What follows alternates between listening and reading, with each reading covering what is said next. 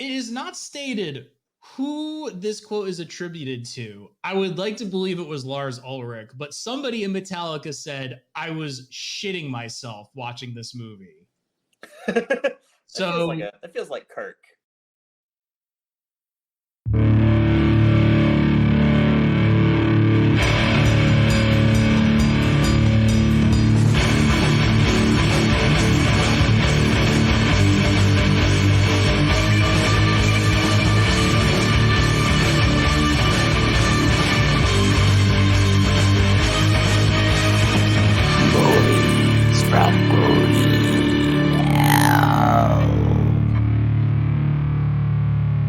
Welcome to the latest episode of Movies from Green Hell, the movie podcast where we delve into films with heavy metal soundtracks, some terrible stoner movies, and other such nonsense. I'm Dylan, and joining me for this episode is Kit from I Hope You Suffer, and we watched The Devil's Candy.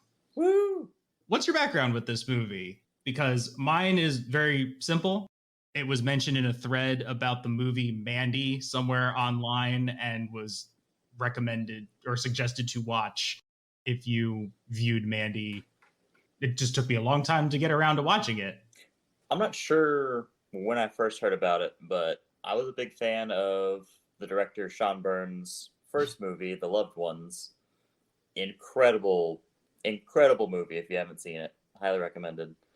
And I remember reading like, oh, hey, here's a movie from the same guy, but it's about an artist who's into heavy metal, and it deals with, Satan, basically. I was like, oh, hey, I like art and heavy metal and Satan, so, I'm in. I'll check that out. To put it lightly, this movie is extremely metal. It might be, the most metal movie we've talked about so far. Certainly much more metal than Jonah Hex. Yes. Which is the opposite of metal. A lot of metal is very stupid, and that movie is very stupid, so maybe it's not that far from it. But in terms of actually being representative of heavy metal as a genre, this movie is extremely bad. Very, very into Metallica. Yeah, we'll get to that. So this movie was written and directed by Sean Byrne. Came out in 2015, I think, somewhere around that time. It's kind of a weird to read about the background and sort of the explanation for the premise of this film, because I kind of just took it as that there wasn't that much to it. It was about a cursed painting that this guy was making, and the devil was involved, and there was a lot of violence. But evidently, this movie is in part an exploration of Sean Byrne's own guilt at leaving his family behind for long stretches of time while working. And it was also inspired by the Nick Cave song Red Right Hand, which is not shocking at all because that song is about the devil, as far as I know. And this was made in your neck of the woods in Texas, right? Was it? I think so. I'm gonna look into that real quick. I'll fact check that. I'll say did I miss Ethan Embry in Texas? I'd be very sad. He is unrecognizable in this movie. Yeah. He has a lot of sweat and long hair and and paint. For years, I had no idea that was Ethan Embry, and I saw it in the credits and was like from Vegas Vacation, Ethan Embry, Nico Papagiorgio. Really threw me off.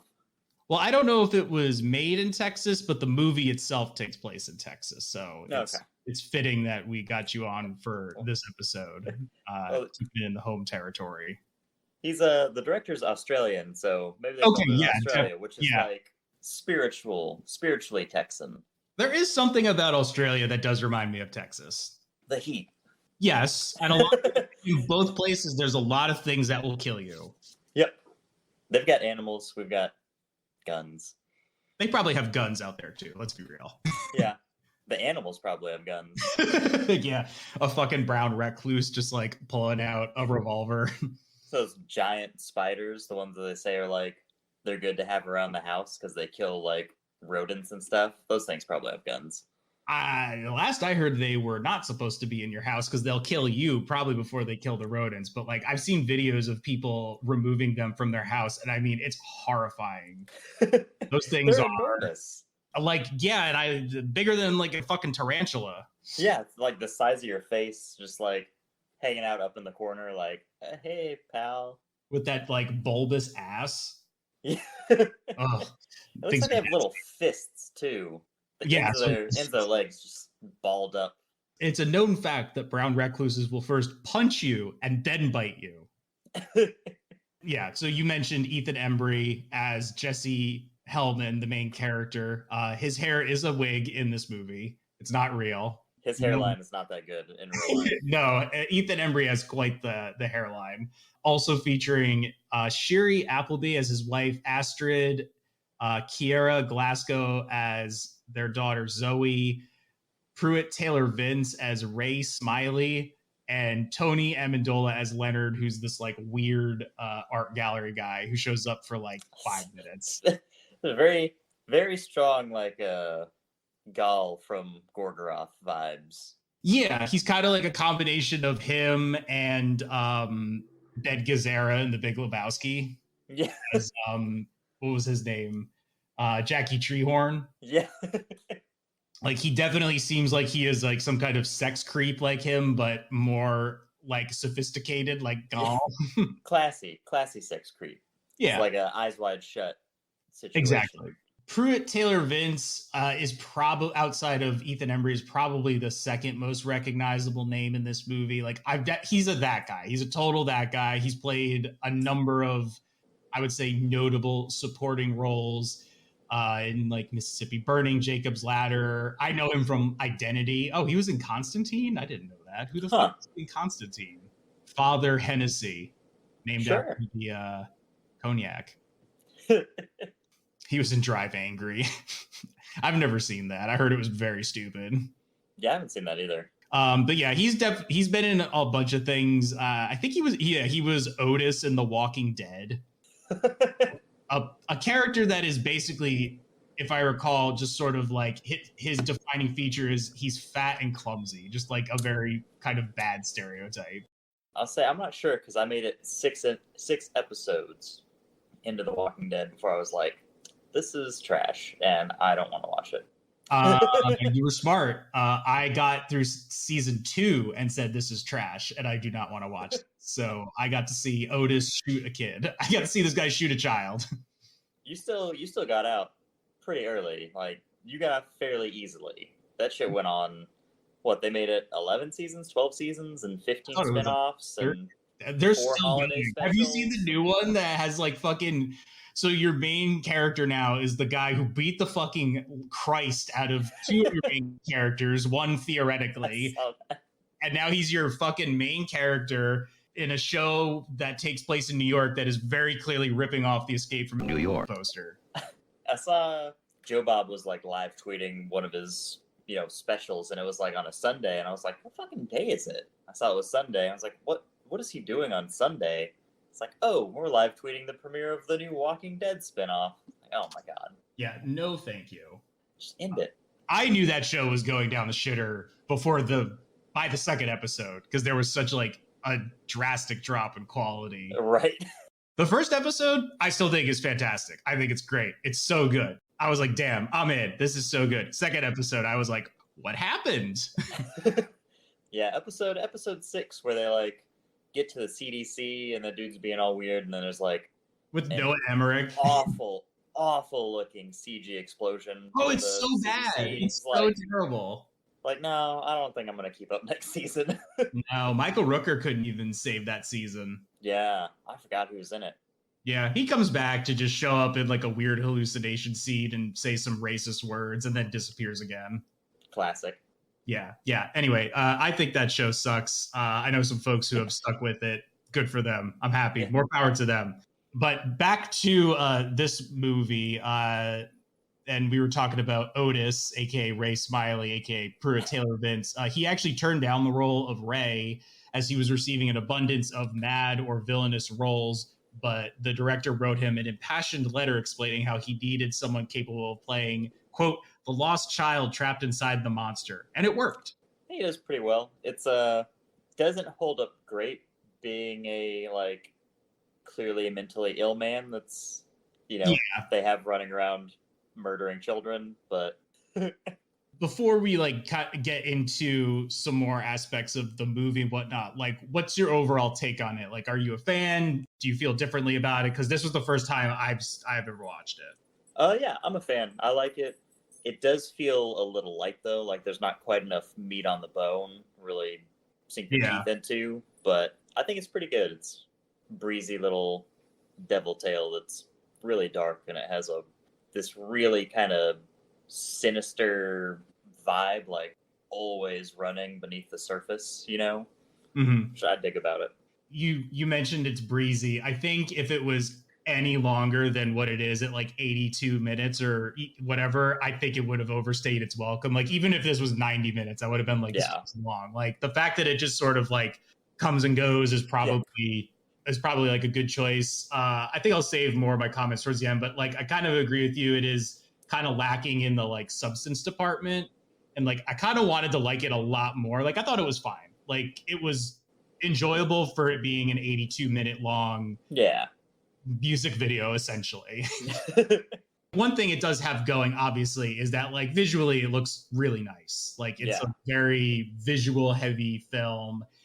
And I think they got like Francesco Francavilla to do the theatrical poster, which is really cool. And I love that dude's artwork. And like I said, it's very metal. It's an intrinsic part of this movie's existence. The soundtrack is metal. 2/3 of the family are metalheads. The father and daughter throw up the horns when he drops her off at school. I think he did a good job portraying metal dads as being really cringy.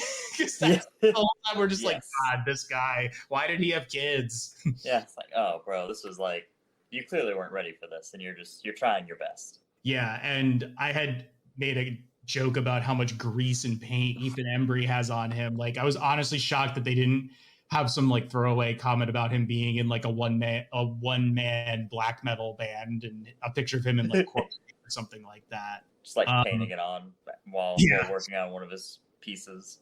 But he is wearing a Sunn shirt at one point, and Sunn actually plays a very big role in the musical department of this movie. The members of Sunn are credited with creating some additional music for the film, and the musical track during the end of the movie and sort of like the final set piece is titled TMFBSI, which is based on Sean Byrne's direction to the composer Michael Yezerski as to what he wanted for the scene. What that stands for is totally motherfucking batshit insane. Pretty good direction. But besides the two Sunn tracks that are in the movie, there's two Metallica songs, which is wild that there's two Metallica songs in this tiny little independent movie. Right? Like that has to have been like a good chunk of the budget. I would imagine so. I think I read that they had gave them a deal on it or something like that, and we could touch on that when we get to it in the end. But the two Metallica songs in this, well, one of them is technically not a Metallica song. It's the Diamond Head cover. That's why they got a deal. Yeah, exactly. They're like, we'll give you this one if you can do the cover. And they're like, fine. And then the other one is For Whom the Bell Tolls. Like, alongside that, you have The Devil by PJ Harvey. Not a metal song, but cool that PJ Harvey's in this regardless. Yeah. Cavalera Conspiracy, Nader Mansour. I don't know who that is. Maybe it's somebody I should know who that is. I don't know. The first thing that came up for that is Nader Mansour, Practical Bible Teachings and Resources. Was there a church thing in this that I don't remember? And they had to credit them. Queens of the Stone Age, Spiderbait, Goya, which I actually thought was pretty cool. That Goya managed to get a track in here. Pantera, Slayer, and Aurora Surgeon, whoever that is. The first thing that like I noticed about this movie was that this and another metal horror movie, Bliss, both feature artists, specifically painters, and sort of their respective journeys through the movies because they both kind of center around a painting that is, I guess, like a visual metaphor for the main characters and whatnot. And I guess this was like right around that time when you had stuff like this and Bliss and Mandy. And I'm sure there are a couple other movies that came out that were sort of jumping on that like 80s resurgence, late 70s resurgence, kind of a little more like moody, very like visually distinctive. Don't think this movie looks like those movies. This honestly looks very like, it's very like clean and bright. It has kind of like almost like a early 2000, like late 2000s, early 2010s look to it, which probably helps. Like, I don't know. I think it kind of looks like a Rob Zombie movie, but not as flashy. Almost. Like if you dried out a Rob Zombie movie. You know, the wave of like 2000s horror remakes kind of look to them. It's like that, but less yellow. If they just took all the yellow out of that look. Yeah, they resaturated it. Yeah. The artwork in the movie was painted by Stephen Kasner, who is, according to Sean Byrne, quote, a wonderful artist and a member of the Church of Satan. And he wanted to get as close to the source as they could. And Kasner would send Sean Byrne texts while working on the large master painting for the film saying, he's close. I can feel him. He's upon me. And I'm like, wow, what a fucking nerd. Jesus Christ. You gotta get into it, you know? Absolutely. Gotta stay kayfabe. Yeah. All right, well, we'll just get into the plot of it. I don't think this is going to be that long to run through, but we open in a very dark house in buttfuck nowhere, Texas. It's so dark. The two like scenes that take place in a room are so dark. Yeah, like that's I watched this with my partner Sarah, and we were just like, "Can you see anything?" I couldn't make out what was going on at all. It was like. It was impressive. Like, I was like, oh, they didn't set up any kind of fucking lighting or anything to kind of like pretend dark or whatever. They clearly just shot like at night and raised the brightness, whatever they could, so you could see like the outline of a house. Yeah. And there's a large man with a guitar pounding out Sunn riffs, and he gets caught by his wife, and then he pushes her down the stairs. The house winds up going out on the market. The story goes that this lady fell down the stairs and the guy couldn't bear to live without her. And a family of metalheads winds up seeing the house and ultimately buying it from a guy in a very large hat. Their real estate agent in the hat, supremely nonchalant about the deaths. He's like, I guess I got to tell you about this. Like, lady died here, dude killed himself. It's a pretty good deal, though. So, like, you know, the next showing's at 11 o'clock if you don't want this, okay? It's not like a very Texas thing to be like, yeah, you know, there's some murders, but it's fine. We cleaned it out. Every house. It's like every house someone's been murdered in here. He's like, you got a Bible, you'll be fine. Yeah. It's like, here's some salt for protection. I do think it is really funny that Sunn is literally part of this movie. The whole time, the guy's just going around and you just hear like, because they have like the dude from Mayhem, Attila, doing a lot of the songs feature him on vocals. And it's just like this gurgly, awful shit, like perfect for this kind of a movie, honestly. Like this thing, it's so perfect. But we were just joking and imagining that he's just like whispering and be like, don't forget to get milk at the store. He had a grocery list that day. You need to get eggs. Bread.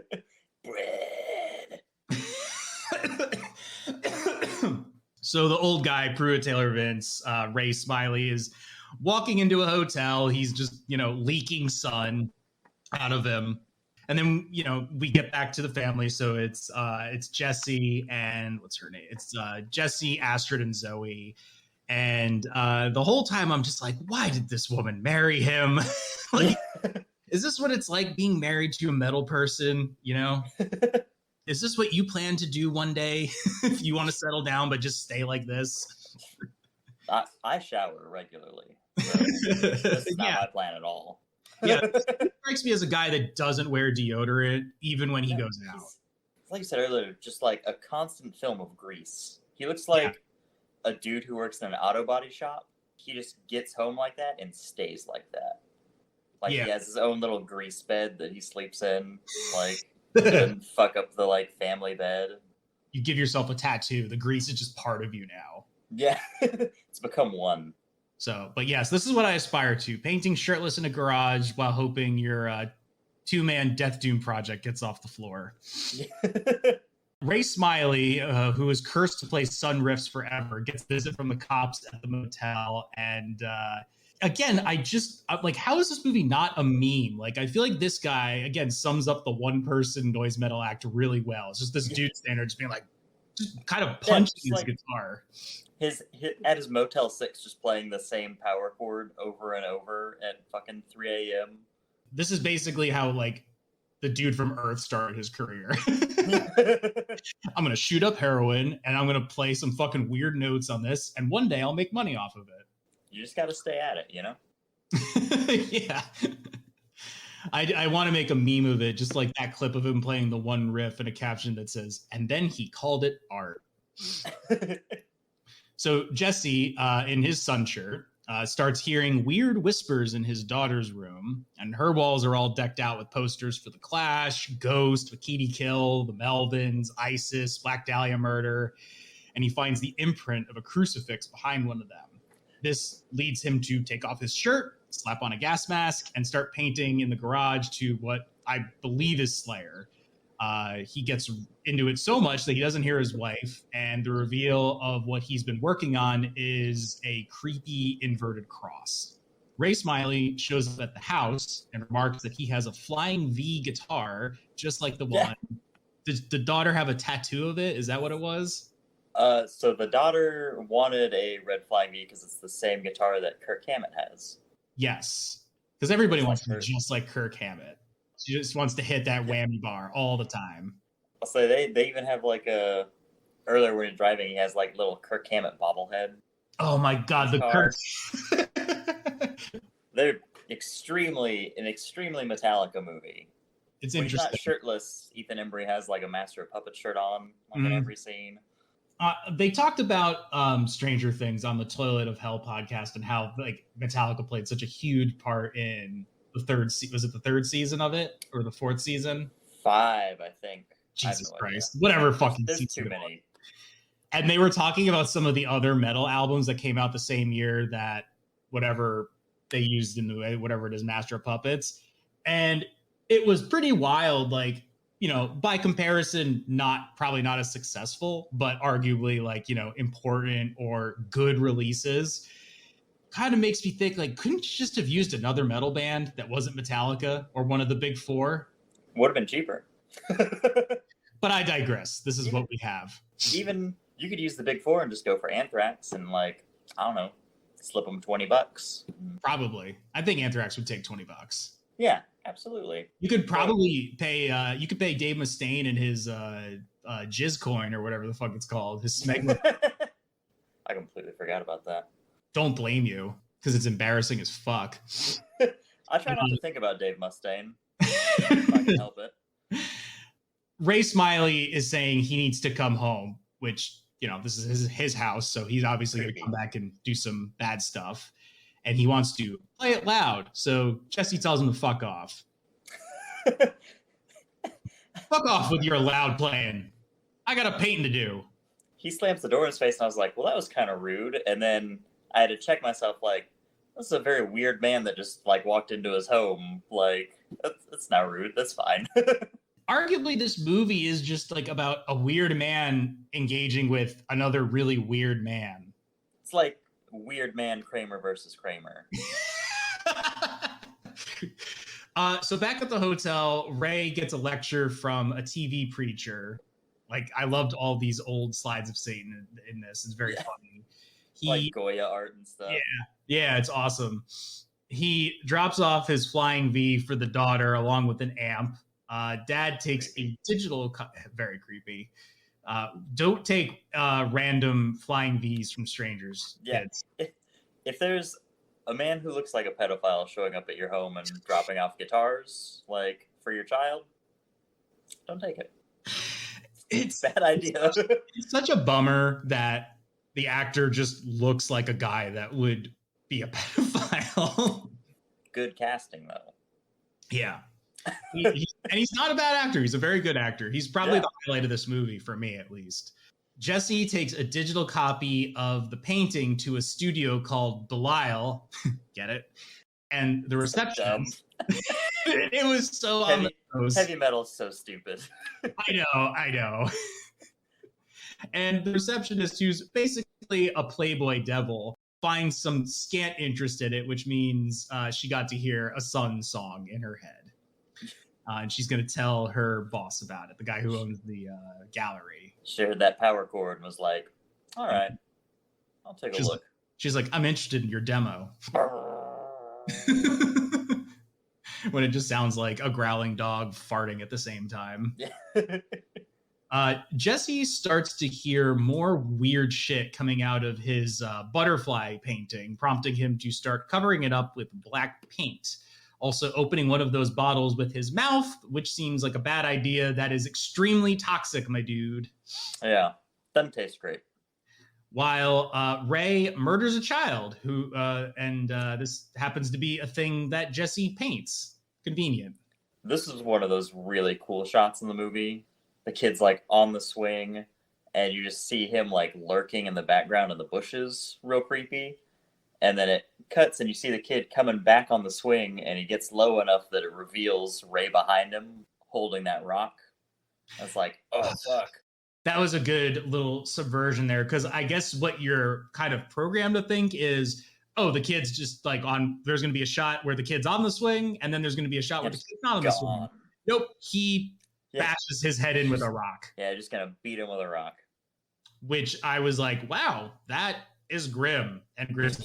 And they just murdered a kid. Well, or he at least knocked him out in a very violent way. It actually gets worse somehow. It does. And because Jesse was too busy painting murders, he forgot to pick up his daughter Zoe. So he relents. Bad dad. And allows her to keep the flying V, which she does not play very well. Guitar's like 80% looking cool. Playing's like very secondary. Is that the existence for the flying V, for it to just look extremely cool? Just for the flying V in general. Yeah.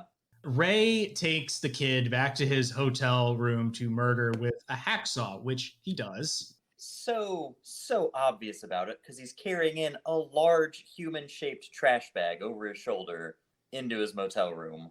Yeah, there's nobody sees this. Like the main office person doesn't see this. There's no one walking. I mean, I know it's nighttime, but like just he makes zero effort to try and conceal what he's doing. Just like, whatever. Man's on a mission to cut that kid up. It's determined. And Jesse's painting continues to portray more killings and evil shit, including his daughter on fire. Ray personally totally did not see the resemblance and felt like his wife was freaking out about nothing. He's like, it's fine. Ma'am, that's just like a generic white girl. Like, that could be anyone. It could be any daughter. Anybody's daughter on fire. It could be any person's kid. That it's definitely not our kid. Everything is perfectly fine.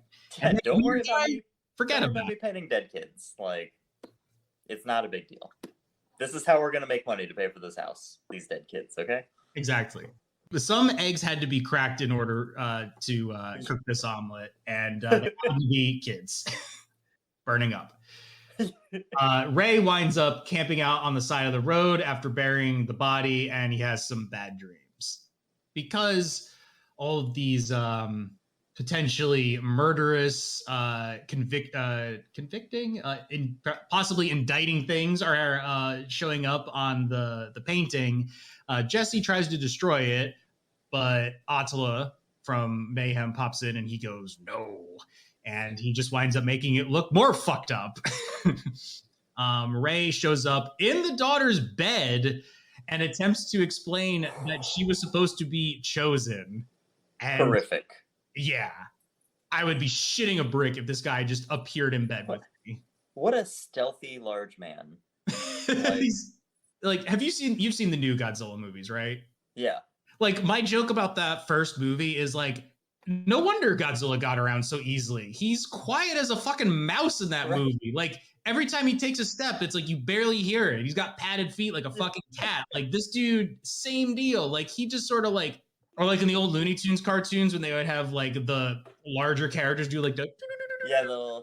It's very much that kind of energy, except creepier because he wants to murder this kid. A little bit creepier.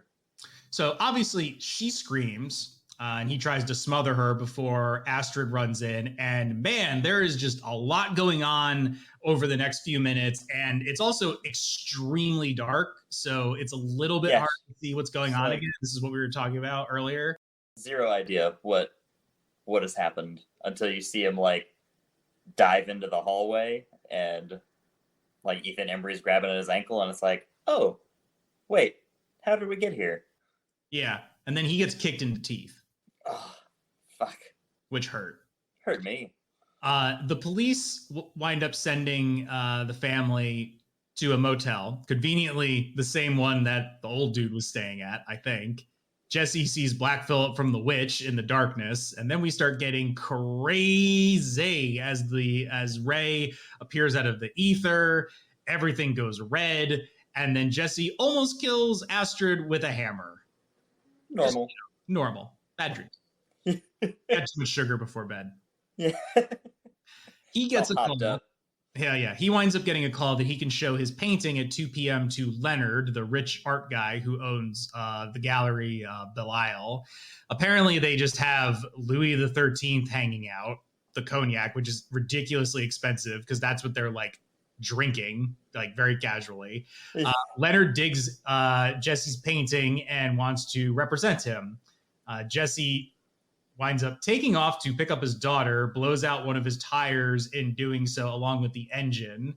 He tries calling AAA, but Sunn is on the other line, so he just starts hoofing it, and then finds that the school is virtually empty except for a janitor as his wife gets a call that their daughter has disappeared. Dun, dun. So going and asking the janitor, and the janitor's like, oh yeah, I saw her get kidnapped about an hour ago. Hey, do you like Metallica? Yeah. He's like, I love that album. I think they sold out with the Black Album. Yeah. They both just start air guitaring. They both just start talking, and then they're like, oh man, I just found out my daughter died because I got into an argument with the janitor about Metallica, which album sucks and which don't. It turns out that Zoe has been abducted by Ray, no surprise, and taped up. He strips down and suits up in a big garbage bag and grabs his hacksaw. Very professional. While, yeah, I do like that in like the span of like killers and movies, he goes very DIY. Like he doesn't get like, like a butcher's outfit. He doesn't get acid or anything like that. Just packs on a garbage trash bag and pops his arms through the sides. And like, all right. Fred Flintstoning it. Yeah. Zoe manages to escape from her bindings and gets out of the bathroom. Whoa. Was that your neighbor or was that just someone going by? That was my neighbor going by. Oh, well, don't come back. Yeah, please. She manages to get out of the window before Ray can catch her. Jesse and Astrid pick her up at the police precinct, and a cop tells Jesse that that Ray had previously abducted children and offered them up as a sacrifice to Satan. So they wind up going into the witness protection program. Ray buys some gas and a lighter from a Buc-ee's, presumably. Not suspicious at all. There he goes. There's Ray. Taking off.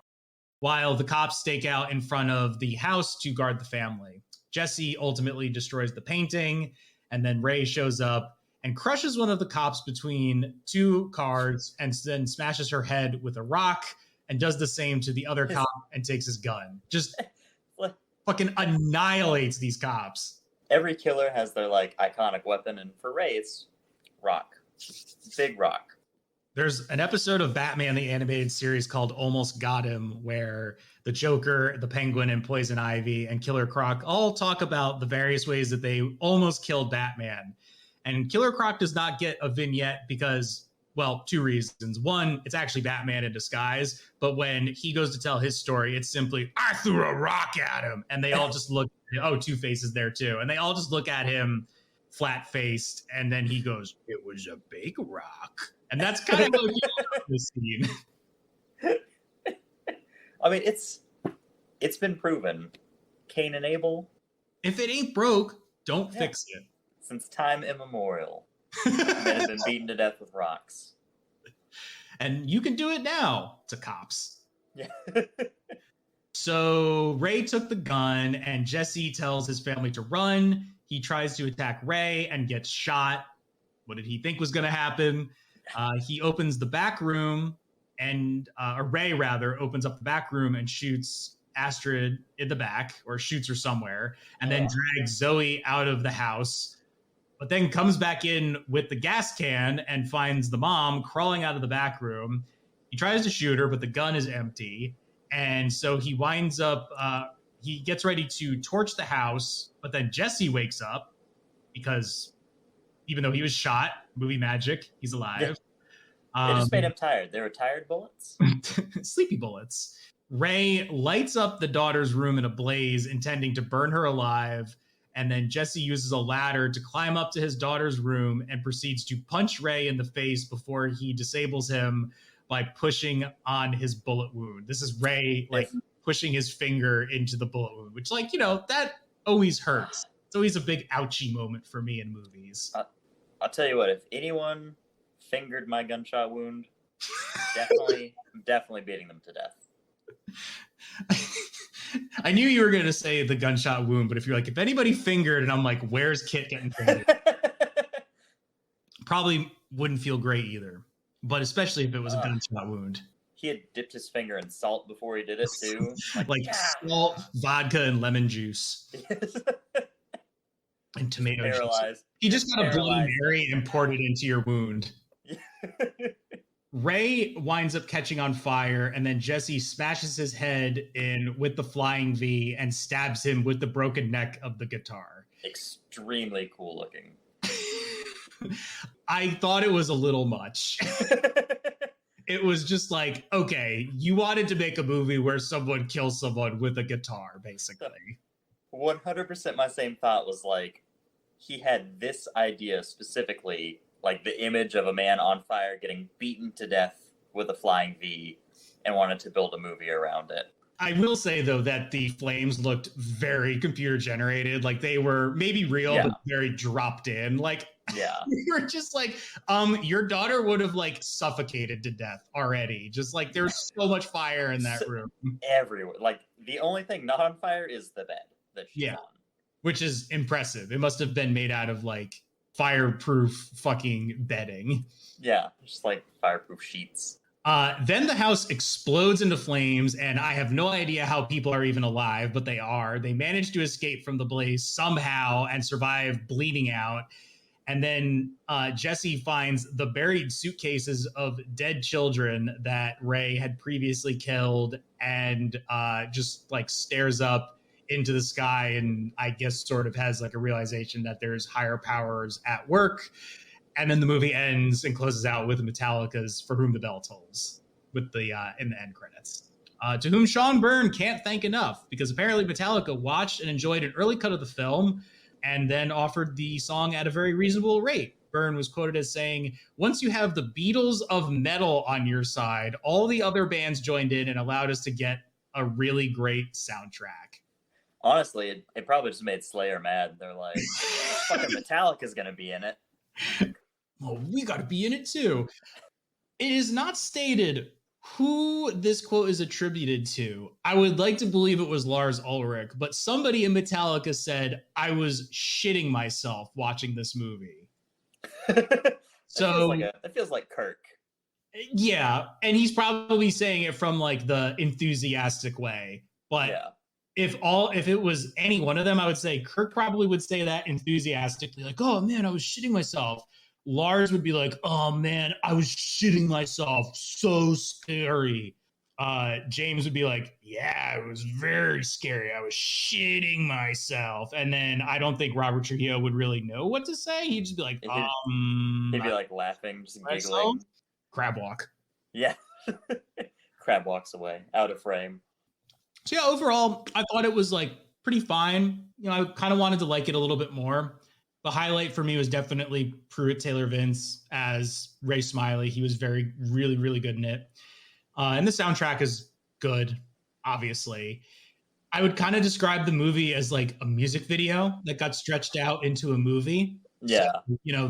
the guts of the film are very like by the book. There's not really like that many chances taken with the film or with the story. It's very much like a visual atmosphere, but it's like not a very atmospheric movie. You know what I mean? Like Yeah. Mandy and Bliss are much more about atmosphere and vibes, and this is like very character driven, but the characters are not the deepest, so it's kind of like in the middle. It's like a weird middle point. But I have to respect it, like for being an generally, I'm assuming independently made movie, or at least a lower budget made movie, and you managed to somehow get like some really big names in it, music wise, anyway. It's very much just like a surface level movie. Like it's not literally, it's not that deep. There's no depth to the characters really.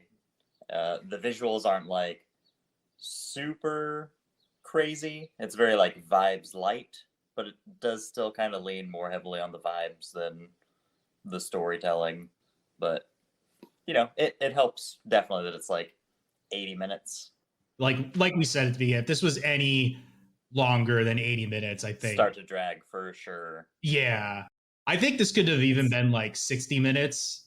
Yeah. To me, what it feels like is like an episode of, and like I haven't seen a lot of the show, and feel free to correct me if I'm wrong, but it seems more like it would be an episode of like Tales from the Crypt or Tales from the Dark Side, just something like kind of like 45 minutes to an hour long, not super deep, but cool enough to like in that time, because you're kind of working with the time restraints. So, but ultimately it's a shorter movie. I will give it this though, it's paced very well, I think. Yeah, it just moves along. Yeah, it just and it's competently made. Yeah, at least a little interesting happening, so you're always like kind of hooked, and it just helps it breeze by. Yeah, and that if you showed this to like anybody who has even like a remote interest in heavy metal, they'd be like, "Oh, this is so cool! Fucking like Pantera and Slayer in it." I'm sure you could just anybody, and they'd be like, "This is so cool." It's definitely more. I hate to say this because I love Slayer and Metallica, but it's definitely more like the boomer metal, like Eddie Trunk, 80s only kind of stuff. So it was kind of surprising that Sunn's heavily involved, and like fucking Attila from Mayhem, because like everything in the movie like that you see or like that shows up on the soundtrack is very much like 80s metalhead stuff only. Yeah, like Big Four kind of thing. When you say that too, like Sunn they're not really the soundtrack. They're like the evil, they're almost like a character in the movie unto themselves. Like they're the voice of Satan or whatever you want to call it. And like, so they're like not even really part of the soundtrack. And that's kind of how like it, is like kind of gets away with incorporating them in it, because it's, Sunn is like debatably not music. But it is creepy, and it works well if you're trying to like, I don't know, portray the voice of the devil in a certain way. Like it's certainly one way to approach it. So yeah, in that regard, very cool that they cobbled together that like cool soundtrack. But I think in terms of like, if we're talking like more modern movies that have really cool sound, like I think Green Room has a much better like soundtrack that I think simultaneously does not intrude at all on the story, but fits the entire like feel of that movie so well. And I did a whole episode about it, so if you want to go listen to it, but like that has such an incredible soundtrack. So does Alone in the Dark, but that's a fucking terrible movie. Music in it. Yeah, don't watch that movie. Watch this movie for sure over Alone in the Dark. Please. It's way more enjoyable. So yeah, that was The Devil's Candy. And what else have you been watching, Kit? What else have I been watching? Great question. I can never remember. I did just get in a couple of things from Vinegar Syndrome. I just did an order today, as of today, July 2nd. Oh, did you get Gorgo? I did the pre-order for Gorgo, and I mean, I was gonna put it in my shout out, but like, did you pre-order Showgirls? I haven't. I need to. Yeah, I pre-ordered it and got it, but then they sent out an email that said that there was some kind of defect with the disc. Oh So shit. they put up, they're going to be mailing out replacement discs, and then they gave people who bought it $5 off. So I Oh, did the nice. pre-order for Gorgo because Gorgo fucking rocks. Yeah, I saw that. I'm gonna order that next paycheck. I already spent all my fun money, Yeah, unfortunately. my But budget reset, so I was like, oh, because Severin's doing their summer sale yep. too, so I grabbed a bunch of stuff from them as well. I wanted to get Bad Biology and what the hell is it? Last horror picture, last horror show. The last horror movie. Last horror movie, that one. But Yeah. again, all my fun money's gone.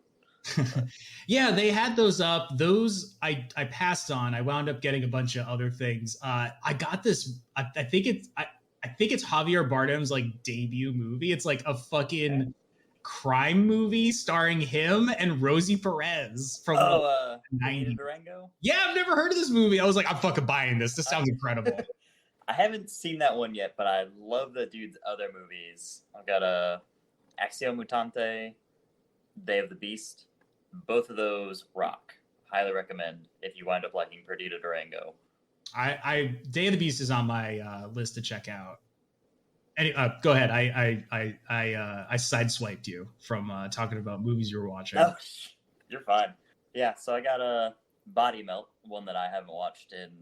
Body Melt is awesome. Yeah, well, I haven't watched it in like 10 years since Netflix was like, $8 a month, and it was like mostly B horror movies and underground low budget shit. It was the first time I ever watched it, and I don't remember anything about that movie apparently other than the opening. So like that lady's placenta murders a man and she explodes and shit. It's like, oh, this is yeah, it's a movie that you watch to see what can happen to a person's body. Like, again, kind of like this movie, fairly like thin on the plot, but maybe a little bit more substance because it's probably trying to say something about like capitalism and whatnot and wealth and X, Y, and Z. But yeah, what a great goo movie. That's so good. I got in the Peter Zulkin tetralogy. I have no idea who that is.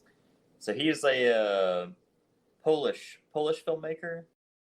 Super unfamiliar with him, but I watched their like little trailer and was like, "Oh, this shit looks great." Mm-hmm. So I watched the first one, Gollum, about a post-apocalyptic future where there's rumors going around that scientists have been like experimenting and are just creating like new humans to populate the world, and that they're like made of clay.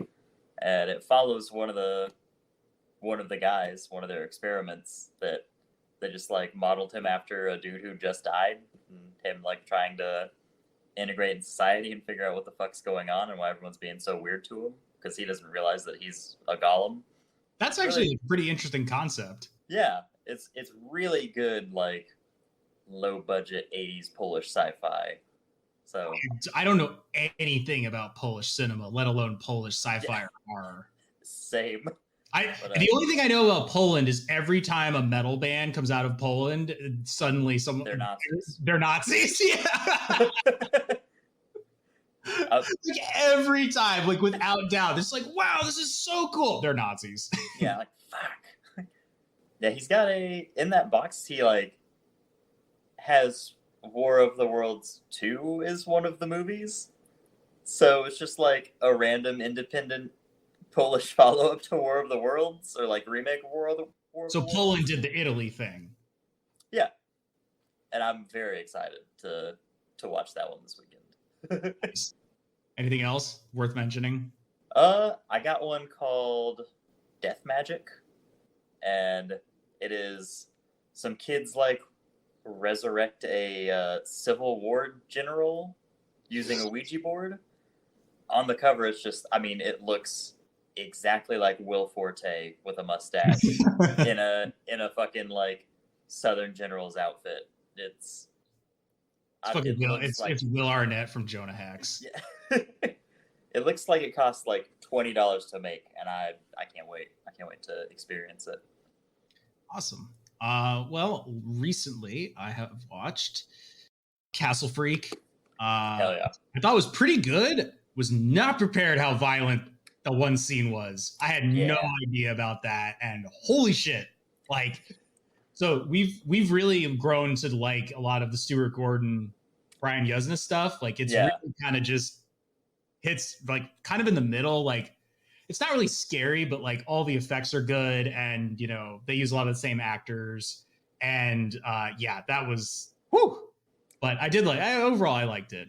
Watched The Devil's Backbone, which I thought was very, very good. I got the Criterion of that. Watched Enigma, which has Death by Slugs. Oh yeah, awesome. Street Trash. the part where the bums play patty cake with one of the dude's severed dicks. Fucking another scene that Sarah walked in on. Finally watched. Oh, go ahead. Sorry. Oh, I was gonna say there's a cut of Street Trash that cuts out the like severed dick keep away game, and I'm so glad I didn't watch that cut first because I would have been mad as shit that I missed out on that. That I watched. Yeah. Oh man, I did like Street Trash. It was good. But I was just like, wow, this is one, it was shot in Brooklyn. Like they're walking around places and I'm like, I know exactly where this is. Yeah. And number two, like I just was like, wow, they just go for it. This movie is fucking out of control. Finally watched Dead Ringers by Cronenberg, which I thought was fucking great. And Layla just wrote an article about the new TV series, right? Mm-hmm. Yep. Watched Hellraiser 6, Hellseeker, which is just as fucking weird and stupid as Hellraiser 5, but still hitting that solid, ridiculous, but fun level for me. Hellseeker is the one I always forget about. Because it's the same movie as 5, essentially, but they play it serious as opposed to 5, which has the guy from Nightbreed in it. So there's just like a lot of like a lot of like yelling and grimacing, whereas 6 has, speaking of mayhem, has mayhem from the Allstate commercials in it. So the whole time I'm watching it, it's just him being like, what am I doing here? You know, like he just like has like the grim voice. Yeah.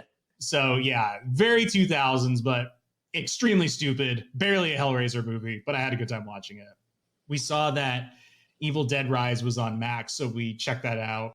I don't remember what you thought about it, but I thought I kind of wish they would do something a little bit different with the Evil Dead formula at this point. Yeah. Like it just every single thing about the Evil Dead formula happens in this movie. And I thought maybe they were just going to like kind of get away from the shotgun and the chainsaw, but they didn't. I dug it and I thought it was fun, but I agree. Like I'm kind of starting to get tired of every Evil Dead movie's the same movie, essentially. The original trilogy, they're all tonally very different. It's like the first one is horrific, and then the second one is horror comedy, and then the third one is just like straight up goofy. And then like the remake is just fucking brutal. And I actually like the remake overall. I think it's good. And I thought the show was pretty good for the first 2 seasons. Definitely did the like Army of Darkness stuff really well, I thought. And this one I thought was like, it was kind of tough because to figure out what it was doing tonally, because it was very serious, but there were more than a few moments where they tried to do the slapstick stuff. Yeah. It was like, it didn't really like stick the landing 100%. I feel like there's so much cool stuff you could do by bringing it into the city. Yeah. And they just did the same thing as one where it's like, oh, it's just, you know, instead of the cabin now, it's just an apartment. Not even a very cramped apartment, like a fairly spacious apartment. So like, it's not as wild as they kind of sell you on. It's like, Evil Dead comes to the city. Like, I mean, the same thing, but the forest is now a hallway and, you know, the cabin's an apartment now. Yeah. So I think if this was like the last movie to do something strictly to the formula, it would be better if they were going to do another movie. But in terms of like I did like about it, like I thought the gore was generally pretty good, and I think they did a good job with just like a lot of it. Yeah.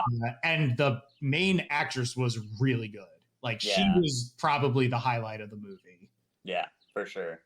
The mom that becomes like the main Deadite, I think also did a great job. Oh yeah, that's who I meant. Oh, okay. Like I thought that I considered her like the star of the movie. Fair. Because, I mean, she basically is. Yeah, like I thought she did a really good job.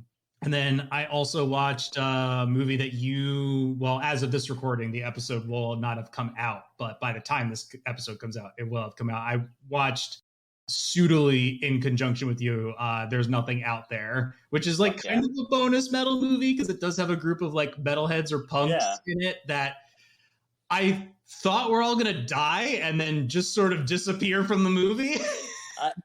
I forget what thrash band shows up in it. Me and Nathan talked about it. It's Killjoy, a band I've never heard about at all, but I did read about them, and apparently they were extremely short-lived. So, like, almost all the dudes in Killjoy are in a thrash band that I did know about and like called Cabal. Okay. They only had one album called Midian, and obviously all of it's Nightbreed shit. Cabal, Midian. Yeah. But that's a really good album. I'm gonna check that out. Yeah, I liked it, you know, in as much as like it's not technically great. You can tell it's extremely low budget, but I really like all the commitment to it and everything like that. And it's also fascinating that it was, you know, 5 years before Scream, because it's supposed to be like a self-aware kind of movie. Yeah. Which I think by today's standards, it's a little bit dated. It's like, very on the nose. One of the guys even grabs the boom mic and like swings off of the boom mic through a window. That was so weird, and I was not expecting that. Like where it kind of broke the fourth wall. Like really caught me off guard. Yeah, I was like shocked. I thought it was because it like the boom mic shows up and I'm like, oh they left a blooper. I'm like, okay. So we're doing that thing where they're like kind of aware they're in a. It was weird, but the monster was a fucking hoot, and you know, it just kind of flies by, and it's cool that this guy did it for like whatever, like $1,000, and clearly just really likes horror movies. But man, everyone looks so fucking weird in that movie, because I know they're like not actors, but like there's like I thought it was really funny that the main guy, who is ostensibly a fucking nerd, did not look like a nerd, but then like the guy who straight up looked like the biggest nerd with the glasses and like the weird like receding hairline had like like a smoking hot girlfriend from like Europe or something. I love the proto Randy character. It's just like the big jock guy. He's the annoying fucking dork. It's like, what? Yeah, it was a very weird, odd but fun romp. And then in terms of like not horror movies that I watched, I also watched Cruising, which I really liked, like major giallo vibes, as Nathan has pointed out, which I really liked about it. Although Al Pacino is really bad at drinking orange juice in that movie, and also might feature one of the greatest scenes of all time with Slap Cop. If you don't know what that is, look it up on YouTube. Fucking awesome. And I also watched Double Team, which I think is my first foray into Jean-Claude Van Damme movies. Oh, really? Yeah, and that's a terrible first foray, to be honest. Do you like it, or do you just think it's fucking stupid? I love JCVD with all my heart, and that movie's fucking bad. It's so insane and like fueled by fucking no, like absolutely not. It's so dumb. It's so fueled by cocaine and ad revenue. Yeah, like they're just like, we can absolutely monetize Dennis Rodman at the peak of his basketball career. We'll team up with JCVD, also real popular, but we're just gonna have no idea what to do with them. So, I mean, that movie was clearly Rodman wanted to be in a movie, and they were like, let's just put him in the next Jean-Claude Van Damme movie. 100%. We don't need to explain anything about their relationship or whatever. And then they realized, like, partway through filming, like, oh, Rodman can't fucking act. So what if we just, like, cut him out of the middle hour and we send Jean-Claude to, like, a weird island where he has to fight a bunch of people? Like, he has to hang out with fucking Belloc from Raiders of the Lost Ark in, like, fucking, you know, the Patriots from Metal Gear Solid, like, observing the world, preventing crime. It's like, well, it's so stupid. Like, you're too valuable to kill, but you're also too valuable to just, like, let go. So Here's like Weird Island for you to live on. Yeah, I mean, it's a movie where Jean-Claude Van Damme peels off a layer of his like thumb to peel off his fingerprints, which is really gross. And fucking Mickey Rourke, jacked out to like beyond all hell, goes out in a blaze of glory with a fucking tiger that was high on PCP, maybe. The final showdown rocks pretty hard, and Yeah. also that hotel fight where the dude has a knife between his toes and is trying to stab Jean-Claude Van Damme. Yeah, how is he holding that knife? Sick. I have no idea. My toe grip strength is not that good. They just don't make them like they used to. Amen. And I also watched Jurassic World Fallen Kingdom and Dominion. I'm going to echo Nathan's sentiment. Those movies are fucking hot garbage. Holy fucking shit. Every single day, like, I edge closer to hate watching them. That's what I did. I mean, I just was like, I gotta just peel the Band-Aid off, and I did not like the first one, and holy shit. Same. Like, Jurassic World I thought was bad, and these two are like worse. Oh god, just the most like stupid pilled Hollywood nonsense, and I have such a low tolerance for Chris Pratt. Like, yep. Like, I don't even know if this is a compliment, but like at least Dominion looked better, I guess. But like Fallen Kingdom had that like garish, like washed out look because it's really bright.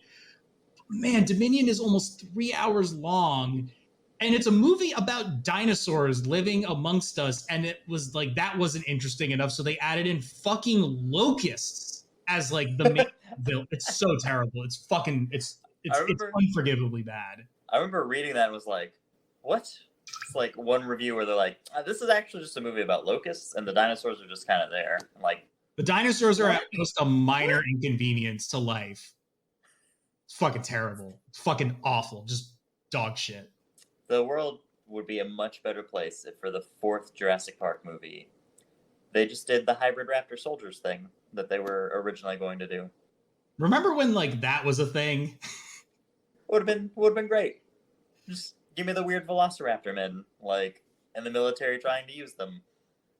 It's funny because I actually there was a whole run of comics that came out after the Jurassic Park movies that get into all of this really weird esoteric shit, like covert military operations and like breeding raptors in captivity to use as like weapons and shit like that.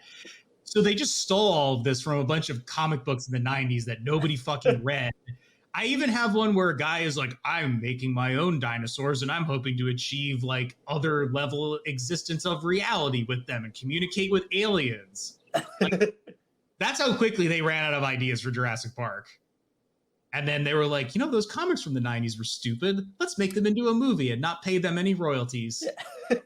They could have done the Dino Crisis 3 thing and just done dinosaurs in space. At this point, go for it.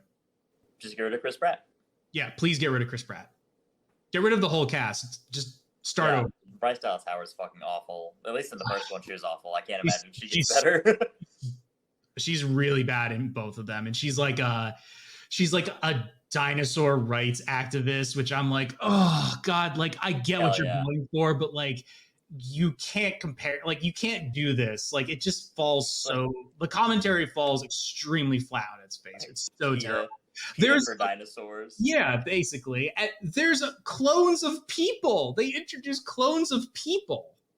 I heard that also. Yeah, like the big twist at the end of the second one is like, this little girl is a clone. Like, what? Why do we have clones now? I hope the Jurassic Park series. It's not. It's not. Apparently, there's a TV show in the works now, and it's going to be based more on the book. And I'm like, just please stop. It's just we don't just need stop. to do this.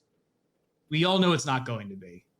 Something I actually have been enjoying. I've been watching Delocated, and that show fucking rules. I don't know what that is. Oh, really? It's from like Aqua Teen era Adult Swim, and it's a show by John Glazer, and basically he plays a guy that goes into the witness protection program, but he films a reality TV show about it. So about his daily exploits being, for all intents and purposes, a fucking asshole. But the thing is, like, he's disguised because he's in the witness protection program. So he's wearing like a black ski mask the entire time. And then he has like a permanent voice dropper. So he just, all of his dialogue just sounds like this. It's fucking hilarious. It's so good. It's got Eugene Merman in it. Todd Barry just plays himself. Fuck yeah. It's so good. Highly recommend. I'm in. Finished Neon Genesis Evangelion rewatch. Still perfect. Fucking love that show. We started the new season of The Righteous Gemstones. We really liked the first 2 seasons, but this one I'm kind of struggling to figure out what the plot's going to be. So kind of a weak start so far. I haven't watched either episode just yet. I really like the first 2 seasons a lot. Same. I'm definitely a fan of the Danny McBride HBO shows. We'll see what happens. And then Sarah watched it and then watched it again with me. We watched The Rehearsal with Nathan Fielder, and I overall really liked it. I thought it was super fucking weird, but I thought it was good. That's one where you think it's going to be one thing for the first few episodes, and then it really kind of spirals out into a totally different show by the end, and it's like, what the fuck am I watching here? Yeah, extremely strange. So good. I really liked it. I overall really liked it.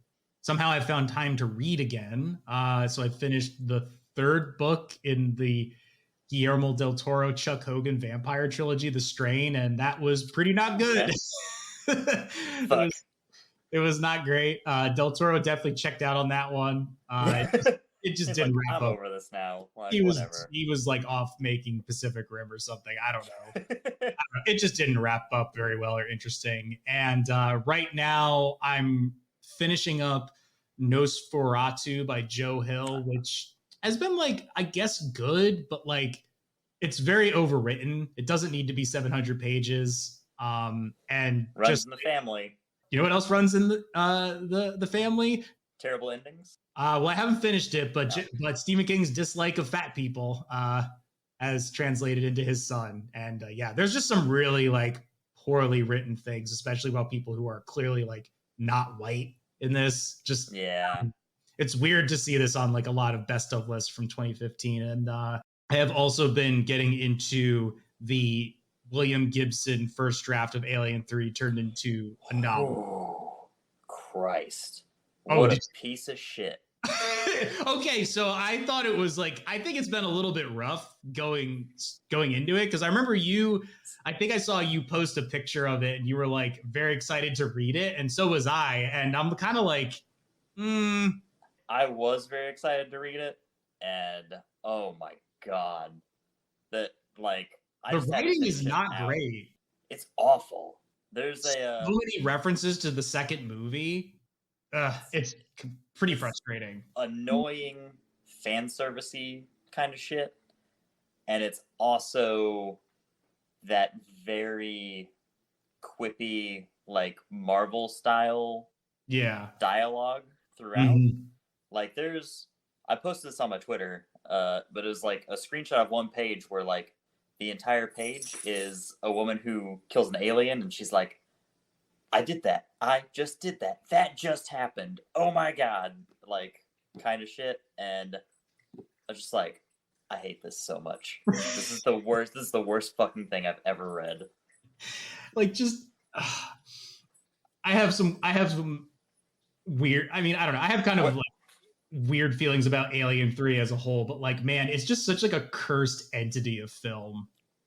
I like the movie, and I was very excited for whatever William Gibson's draft was going to be. And there's definitely some cool ideas in it, but overall, having finished the book, I think it is way weaker than what the movie actually wound up being. From a story perspective. And I don't know. I feel if William Gibson got to finish it, it might have been good. And there's so many characters that it's really hard to keep track of a lot of them too. Yeah, and they're all bad. They're all not in Aliens where there's a lot of characters, but then a lot of them just fucking die. So I don't know. We'll see. I think it's going to be a bit of a slog to get through because I don't really love it. Wherever you are, I promise you it gets worse. Great. I'm only I don't know, maybe 80 pages in. Oh, see, the first 150 are still pretty promising. And then after that, it's like, and then by, halfway point to page like 240 or something, it's like, okay, this is not good. And it just gets worse. Yeah. So, yeah, hopefully I can pull something else out of my pile to read soon. And then some music recommendations that I've been enjoying lately. Or have you been listening to anything that you've been digging? Let me open up my Bandcamp because I've been very bad at keeping up with music this year. Ossuary just dropped a new little EP the other day. It's really good. The Ossuary or Ossuary? So Ossuary. There's like 20 bands that are like Ossuary. Yeah, because I know like an Italian stoner metal band called The Ossuary. These guys are from Philadelphia. Okay, definitely know the band. EP is called Forsaken Offerings. Very good, like Death Doom kind of stuff.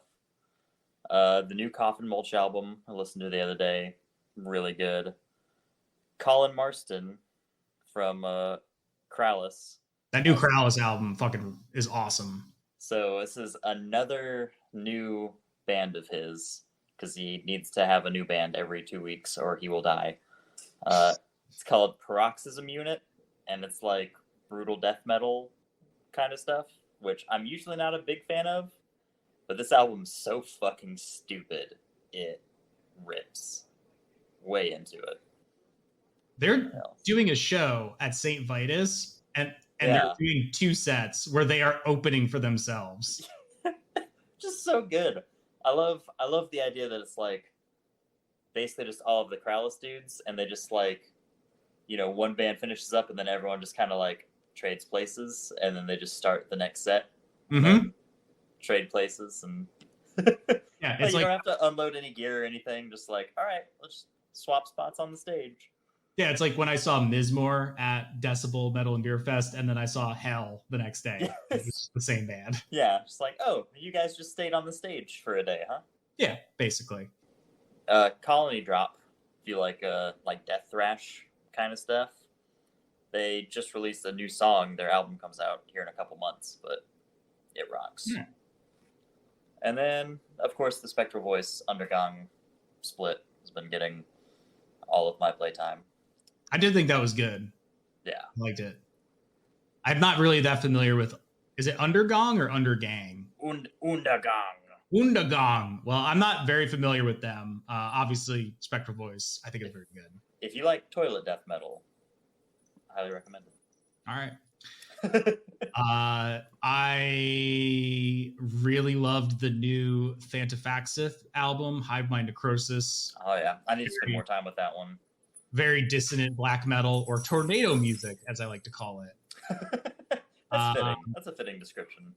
I listened to all of the Ludacra albums because R.I.P. that band. I'm sorry I found out about you so late. Very good band. The new Godflesh album, Purge, is fucking awesome. I think it's a bit more subdued, but like it's great. It's dirty, grimy, bleak. It's grim, but there's like some dub and hip hop influence on it that I think is really cool. Like it's not like literally like hip hop, but you could hear it in there. Also, R.I.P. Graf Orlock. They put out a new and final album. It's an EP called End Credits. I'm sad that they're calling it quits, but I'd rather them go out on a high note. And this is a really good swan song EP. What a band.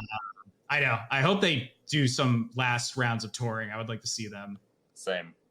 The Boris Uniform collab, Bright New Disease, was really good. I saw a Uniform open for Boris in 2019, I think, and they joined forces for a song towards the end of that set. So this wasn't surprising that they collabed.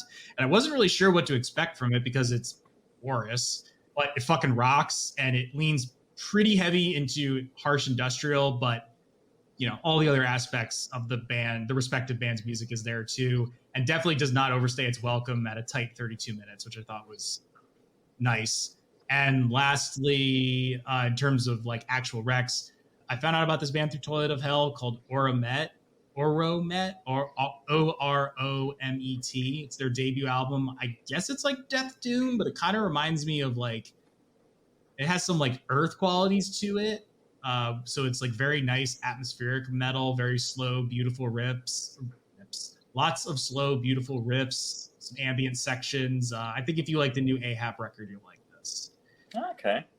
And this is not a rec, but I suppose I have to weigh in on it regardless. I did listen to the new Queens of the Stone Age album, In Times New Roman, and that sure is an album.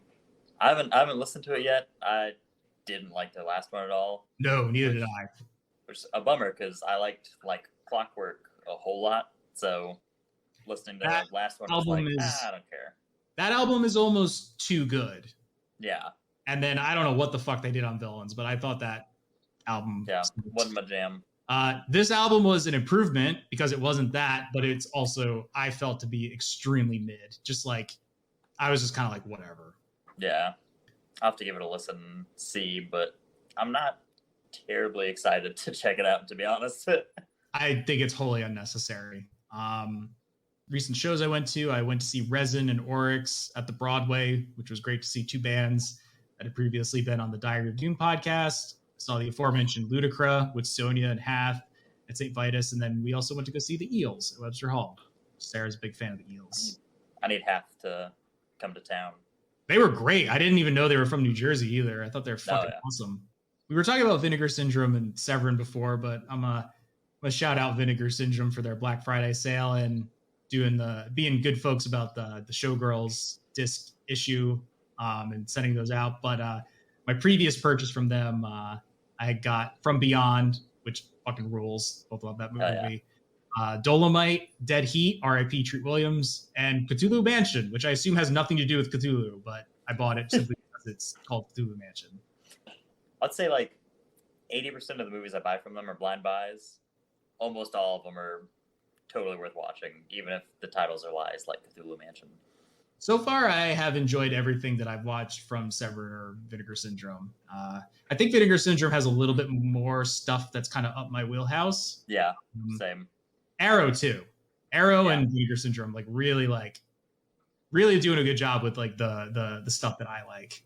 Yeah, Severin's more hit or miss. Like this most recent round is like, oh, there's a lot of things in here I'm interested in. Whereas, usually it's maybe one movie I'll be like, oh, that piques my interest, and then you're like, this is porn. Yeah. There's anything wrong with porn. We're just saying. Not necessarily a movie, a traditional cinema, if you will. I'd watch it, but it's not one that I want to own. Right. This isn't a shout out, but I heard that Nicolas Cage is going to be in Dead by Daylight. Yeah. His character model looks very off-putting. Is it like Uncanny Valley? Yeah, it's a bit of that, and it's like 85% resemblance. Like, there's just enough wrong with it where it's like... What does he look like? Does he just look like he did in, like, Mandy or something? Closer to Renfield, but like, just it's just like a normal Nicolas Cage. Like, as normal as Nicolas Cage. Yeah, off-duty Nicolas Cage. All right, well, here's my pitch for the next celebrity featured. Danzig. Yes. Catch is that if the victim bumps into him, he gets knocked over immediately because he got laid out by that one dude so easily in that video. Fucking Cottonmouth Kings guy. Was it Cottonmouth King? I think it was it was Cotton. No, I think it was like Northeast Kings or something like that. Oh, maybe that's what it was. I don't know. The point is, Danzig got laid out very easily after yelling at the guy and saying, "Fuck you, motherfucker," or something like that. And he has one powerful shout attack that he can't use again because he has an eternal wheeze meter that never exits the red. So that's my way of saying we've got a Danzig episode coming out down the line, and y'all probably know what it's going to be, but I'll leave it at that. I love Glenn so much, but he's so bad. When I was in Portland, we were at a thrift store, and Sarah was like, "Do you want this?" And she pulled out a T-shirt, and it was a Danzig T-shirt, and I was like, "Sure." I don't even like Danzig that much, but like as a person, I don't like him that much. But I mean, I'll buy this because like I'm from fucking New Jersey, and I do enjoy some of those Danzig albums. They're so stupid, but they are pretty. I went and saw the Misfits reunion show like Halloween last year. It was great.